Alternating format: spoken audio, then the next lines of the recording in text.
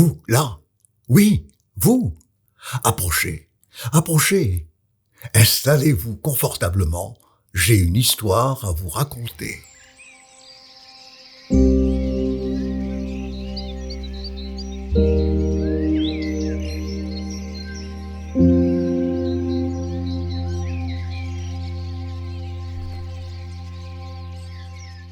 Je suis un ébénier. J'habitais ce sanctuaire de 33 hectares avant l'arrivée des Hollandais.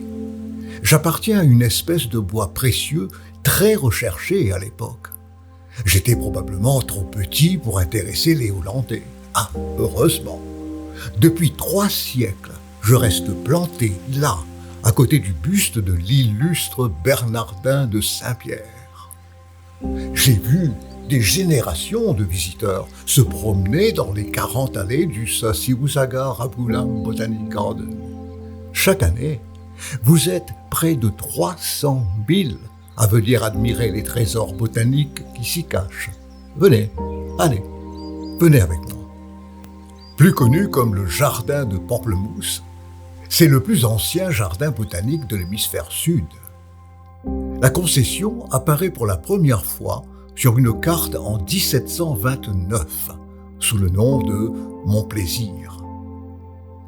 Situé à une dizaine de kilomètres de la capitale, le lieu qui l'accueille porte le nom d'un fruit, introduit des Indes orientales hollandaises au XVIIe siècle, afin de soigner les marins du scorbut.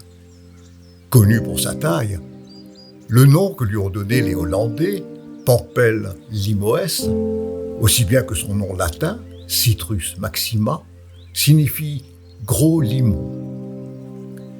Fréquenté depuis l'époque hollandaise, ce village, enveloppé d'une douce fragrance d'agrumes, a connu jadis une intense activité. Les pierres anciennes de l'église Saint-François d'Assise, érigée en 1743 et classée monument national, murmurent des récits d'une époque révolue.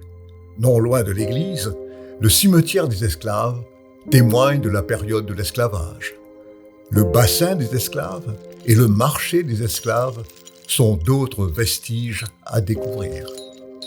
Le moulin à poudre, construit en 1776, rappelle une époque où l'île Maurice était un important centre de production de poudre à canon. L'histoire du jardin de Pamplemousse se divise en 3 grandes périodes. D'abord, la période française, suivie de la période britannique, et enfin, le XXe siècle.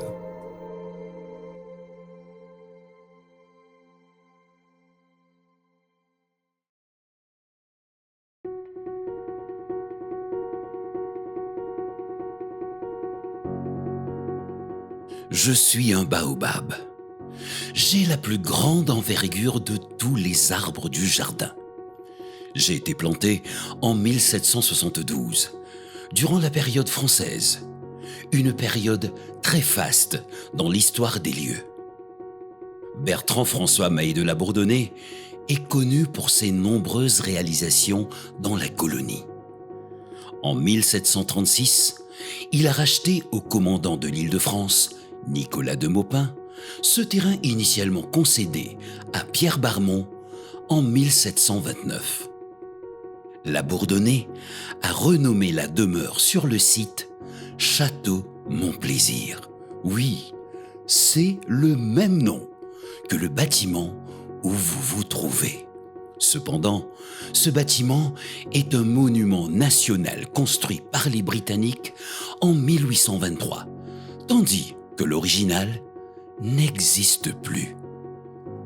Parmi les plantes introduites par la Bourdonnais, on trouve la cannelle, le poivre, le terminalia, le bambou et le bilimbilon. Il y aménagea un potager et un verger pour fournir des légumes à sa famille à Port-Louis et ses environs, et aux bateaux en escale. Il introduisit aussi du Brésil le manioc qui, avec le songe, servait à nourrir les esclaves.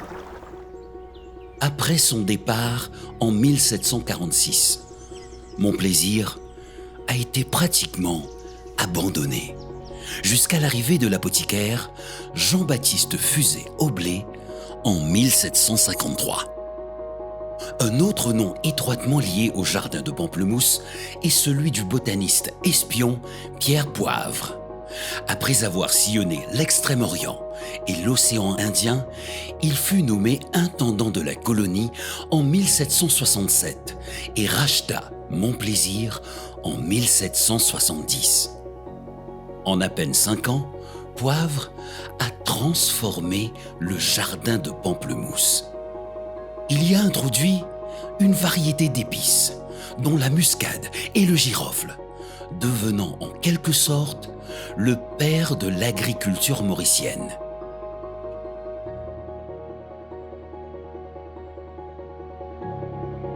Poivre a aussi introduit le riz de Chine, des dizaines d'arbres fruitiers, diverses fleurs, le camphrier et le giroflier. Un plant de girofle provenant du jardin de Pamplemousse a par la suite fait la fortune de Zanzibar et d'autres îles. J'ai vu partir Poivre en 1772 et je pourrais citer de nombreux autres noms liés au jardin. Mondialement connu pour son roman Paul et Virginie, le botaniste et écrivain Jacques-Henri Bernardin de Saint-Pierre a travaillé ici. Appelé père de la botanique mauricienne par le botaniste britannique John Gilbert Baker. Après le départ de Poivre, le botaniste et agronome Jean-Nicolas Serret a administré le jardin de 1775 à 1810. Né à Pamplemousse, c'est lui qui a dessiné les grandes allées et aménagé un bassin de nénuphars. L'abbé René Gallois a amené le thé, une variété de teck, et le camphrier en 1756. Un autre fait important. Le jardin a contribué à un programme de recherche français sur la relation entre le climat et la biodiversité, un sujet toujours d'actualité. Ces travaux ont été menés par l'ingénieur Jean-François Charpentier de Cossigny. À l'issue de la bataille de Grand-Port, seule victoire navale française des guerres napoléoniennes, inscrite sur l'Arc de Triomphe à Paris,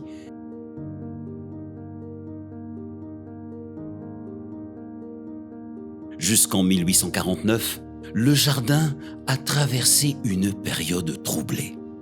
Avec l'arrivée de James Duncan, il a retrouvé sa splendeur.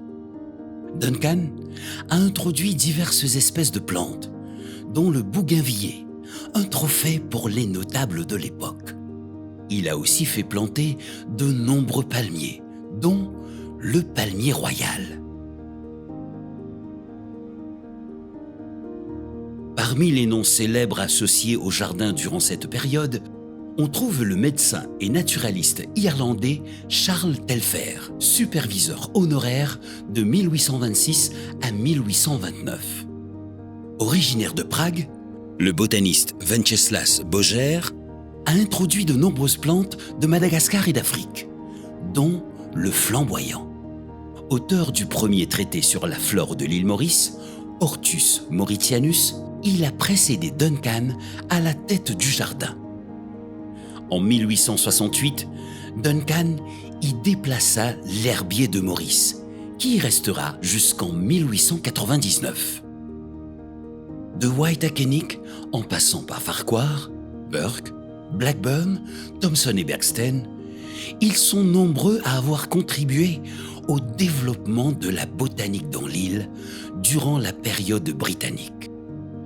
En 1913, sa responsabilité a été transférée au département d'agriculture nouvellement créé.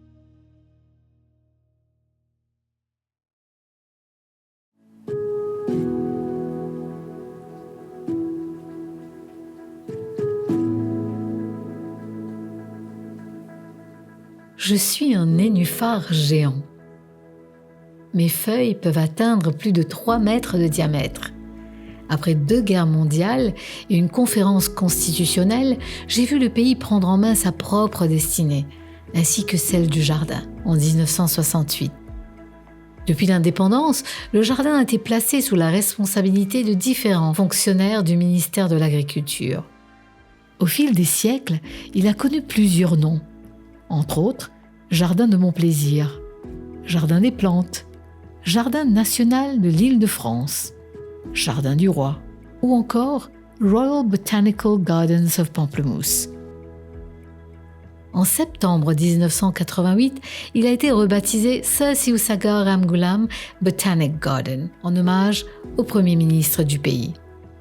Depuis l'an 2000, le Sir Siusaga Ramgoolam Botanic Garden Trust a été établi sous l'égide de l'actuel ministère de l'Agro-Industrie, de la Sécurité alimentaire, de l'économie bleue et de la pêche pour administrer le jardin.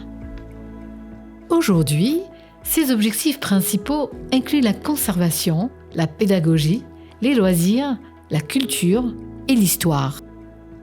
Durant ces 3 siècles d'existence, le jardin de Pamplemousse a vu passer plusieurs visiteurs prestigieux. L'éminent naturaliste britannique Charles Darwin a parcouru ses allées en 1836. Il y a aussi une longue liste de dirigeants et de dignitaires du monde entier qui ont visité le jardin, dont Charles Baudelaire, Joseph Conrad et Jean-Marie Gustave Leclésio. Certains ont même laissé une trace en plantant un arbre sur les lieux.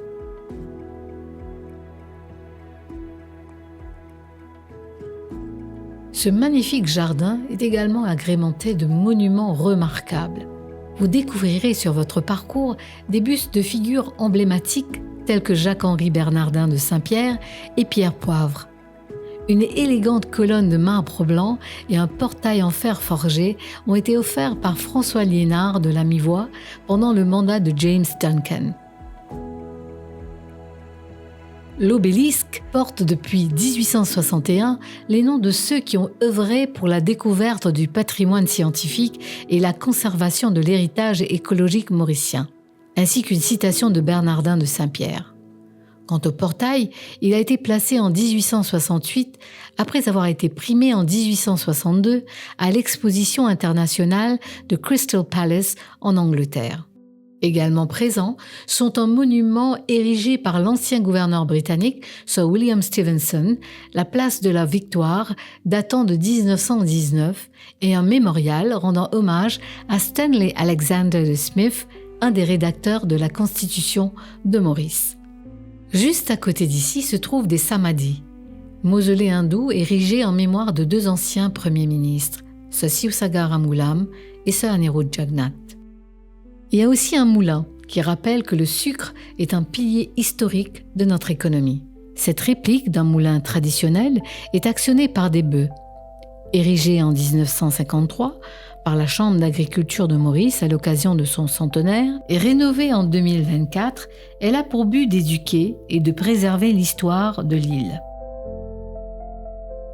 Après ce brin d'histoire, passons maintenant à la flore et à la faune. Je fais moi-même partie des 823 espèces de plantes qui se trouvent ici. Partez à la découverte des plantes magiques du jardin de Pamplemousse. Des arbres tels que le pied d'éléphant, qui porte bien son nom, l'arbre pleureur qui saigne, et le Ficus religiosa, connu comme l'arbre de Bouddha. Des arbustes, le nénuphar rose sauvage, ou encore des plantes endémiques comme la fleur nationale, le Trochetia boutoniana. La collection Flore des Mascareignes, qui existe depuis 1970, répertorie l'ensemble des espèces végétales du jardin. Avec la plus grande inflorescence du règne végétal, le talipo a été introduit de Ceylan, aujourd'hui Sri Lanka, au début du XIXe siècle. Il fleurit une seule fois pendant plusieurs mois lorsqu'il atteint un demi-siècle, puis meurt après avoir produit des graines. Admirez les 80 variétés de palmiers, dont 8 sont endémiques des Mascareignes. Ne manquez pas le bassin où je pousse avec mes amis nénuphars. Nous y avons été introduits en 1927 par Charles O'Connor, qui a aussi réalisé le bassin des lotus.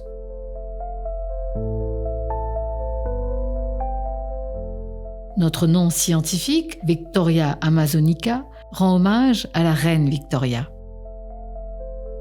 Le jardin des épices et le jardin médicinal sont deux zones thématiques.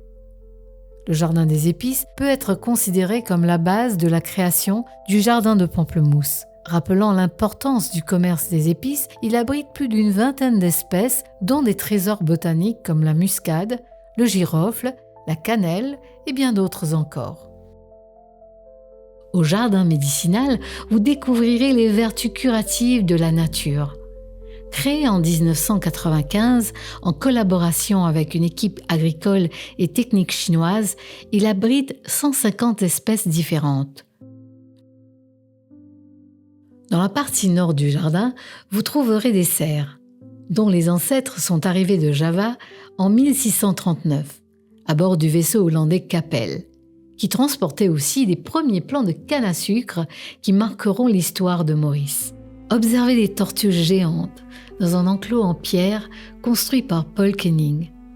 Facilement capturées et appréciées pour leur chair, les populations de tortues de la plupart des îles du sud-ouest de l'océan Indien, y compris Maurice, ont été décimées.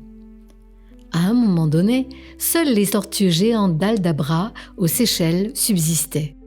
En 1874, un groupe de scientifiques, sous l'égide de la Société royale des arts et des sciences de Maurice, dont Charles Darwin, adressa une pétition au gouverneur de Maurice pour réclamer leur protection. Les premières tortues géantes furent introduites au jardin de Pamplemousse en 1881. Les tortues radiata leur tiennent aujourd'hui compagnie. L'avifaune du jardin est exceptionnelle. Bouleboule, oiseaux à lunettes, grosses cateaux vertes, perroquets, canards et même la poule d'eau de Madagascar. Les étangs abritent une variété de poissons et d'anguilles. Levez les yeux vers la cime des arbres pour apercevoir la roussette noire, unique mammifère endémique de l'île Maurice. Ouf! Je ne m'imaginais pas que le jardin recelait autant de secrets. Je suis certain que vous apprécierez encore plus votre visite maintenant et qu'à chaque pas, de nouvelles découvertes vous attendent. Comme tout organisme vivant, le jardin de Pamplemousse a besoin de soins attentifs. Nettoyage, réhabilitation des allées, musée interactif, signalétique moderne, bornes d'information, tous ces efforts ont un seul objectif: vous encourager à vous rapprocher de la nature, à mieux connaître et apprécier la valeur des plantes. Le jardin de Pamplemousse n'est pas qu'un simple espace vert, c'est un trésor national, 3 siècles d'histoire et de botanique qu'il nous faut protéger et partager. En le visitant, vous contribuez à préserver ce joyau unique et vous rendez hommage à son héritage vivant.